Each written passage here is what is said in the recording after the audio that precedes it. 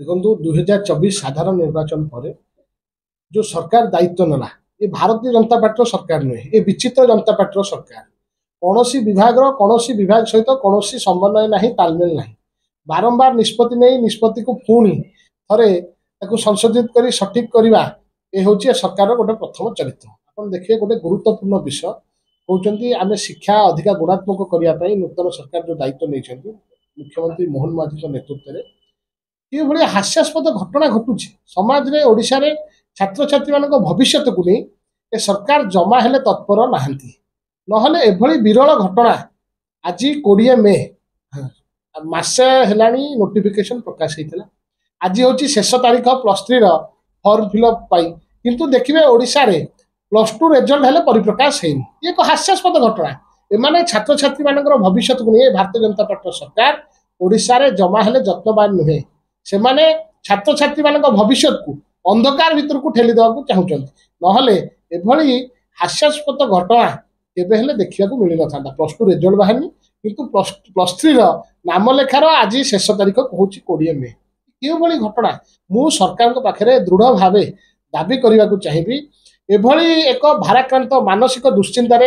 ओडिशार अभिभावक अभिभाविका मानू एवं ओडिशार छात्र छात्री मानू एभली भाव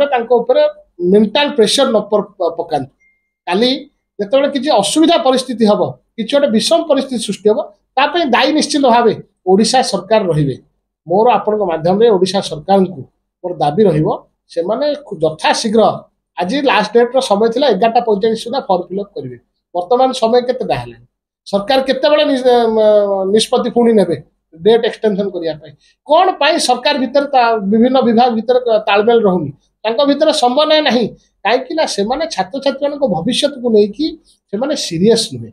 भारतीय जनता पार्टी सरकार ओडिशा रे छात्र छात्री मान भविष्य को अंधकार भीतर को ठेली देवा चाहे आउ गोटे छोट नजीर जोटा रही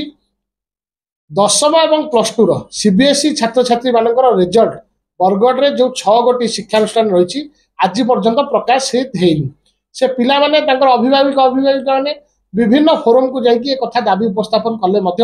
संतोषजनक उत्तर विभाग तरफ मिल पार खूब शीघ्र 1000 ऊर्ध्व छात्र छात्री आ द्वारा से माने पीड़ित हवा जाऊँच से गोटे मानसिक दुश्चिंता दे गति कर परीक्षा देने परीक्षार रिजल्ट सीबीएसई रिजल्ट 10वीं और +2 प्रकाश पाइला किंतु व्हेयरएज बरगढ़ जिलार जो मैंने आदर्श विद्यालय 4टी आदर्श विद्यालय रही 2टी प्राइवेट इंस्टीट्यूशन रही 6टी कॉलेज रिजल्ट विथहेल्ड होकर रहा तार कारण कौन से कौन समस्या रही 1000 ऊर्ध्व छात्र छात्री मैंने बरगढ़ जिलार से मानसिक भाराक्रांत अवस्था अच्छा सरकार जल्दी हस्तक्षेप कर इंटरव्यून करके दृढ़ कार्यानुष्ठान नवार आवश्यकता रही।